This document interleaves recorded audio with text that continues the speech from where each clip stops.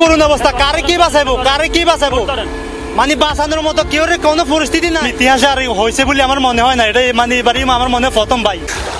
এখানে 19-20 জন মানুষ সাথে কামে আনি, আমাদের ভয়াবহ অবস্থা একদম ঠাই, মানে একদম মানে অবস্থা খারাপ। সাদের উপরে এমন বাড়িতে পানি উঠে গেছে, সেকেন্ড ফ্লোর ডুবে গেছে, যেখানে আমি নিজে ভাত খেয়ে আসছি।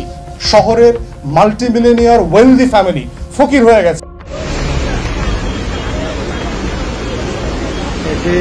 এটি ঢাকা চট্টগ্রাম মহাসড়কের হাইওয়ে রোড, ফেনী অঞ্চলে রাস্তা।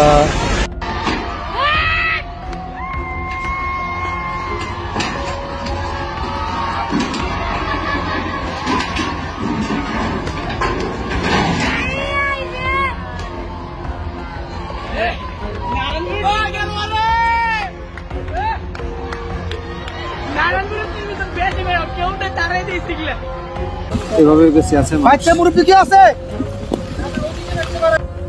আস্তে আস্তে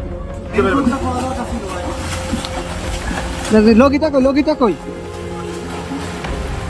দেখেন, উনি কই ভাই, আসেন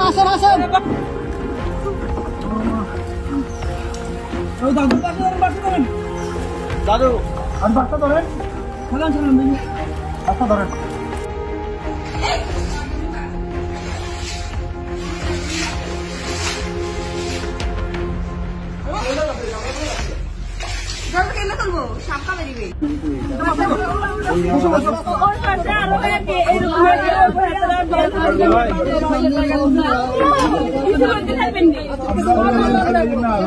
আচ্ছা ভাই দাঁড়ান, আগে ওদেরকে নি, আপনারা আগে বসেন, ওদেরকে পরে প্লিজ বসেন। আপনারা কত কষ্ট করে হেঁটে যাচ্ছে, আসলে এই নোয়াখালী ফেনীর মানুষ বাঁচতে চাচ্ছে, নোয়াখালী মানুষ পানির মুক্ত বাংলাদেশ চাচ্ছে। আপনারা দেখতে পাচ্ছেন কি পরিমাণ পানিতে তারা এক পরিশ্রম এবং